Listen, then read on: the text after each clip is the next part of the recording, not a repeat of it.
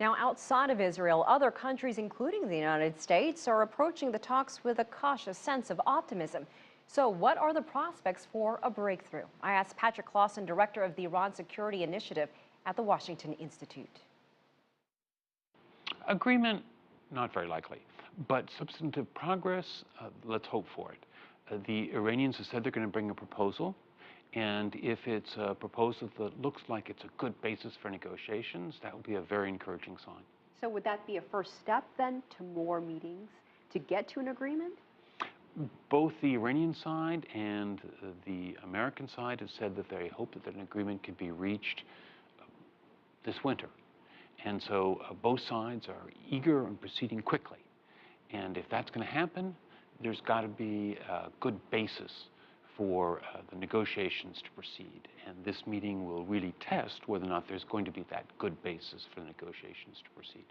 I'd like to get your thoughts on President Hassan Rouhani. One thing that we saw on Monday is his call for lifting of restrictions on academic freedoms in Iran. And it's a challenge to his country's hardliners. So how much of there is some sort of divide between the hardliners and moderates like Rouhani in Iran? Rouhani has an almost unprecedented degree of support across the Iranian political spectrum at the moment, so that the hardliners who are uncomfortable with some of the things he's proposing are trying to modify his proposals and rather than harshly denounce him. And meanwhile, he's got very strong support from a fair number of people, even on the far reform end of the spectrum, who previously would probably have been critical of someone like him, but have decided that this is the best they can get and they should go for it now. So talking about support, do you ever anticipate seeing any kind of divisive fighting within Iran like we've seen in other countries in the region like Egypt? Well, Iran's Islamic Republic for the last 34 years has been characterized by pretty nasty internal fighting. And what the Iranians refer to as multiplicity of power centers, seems to come with the Islamic Republic of Iran.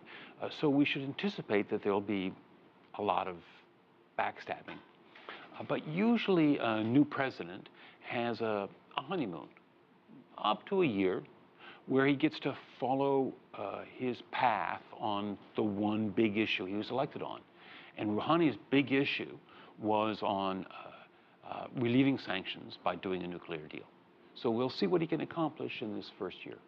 Let's go back to Geneva for the moment and talk about the dynamics of this meeting and what you anticipate there as far as the countries that are involved, not just the United States, but do you see the countries that are listening in on what Iran has to say teaming up against one another? Do you think they'll all be in agreement or consensus with what Iran puts forth? The Obama administration is very pleased about what happened when it worked closely with the Russians about the Syrian chemical weapons. And so I think that there's going to be a real effort on the U.S. part to maintain a unity of the P5+1. And the U.S. administration has thought that key to that is having an agreement between the United States and the Russians. That if there was an agreement between the U.S. and the Russians, that both the Europeans and the Chinese would sign on to whatever those two countries agreed to. All right, Patrick Clawson, the Iran Security Initiative, we appreciate your time. Thank you so much for joining us on the show. Thank you.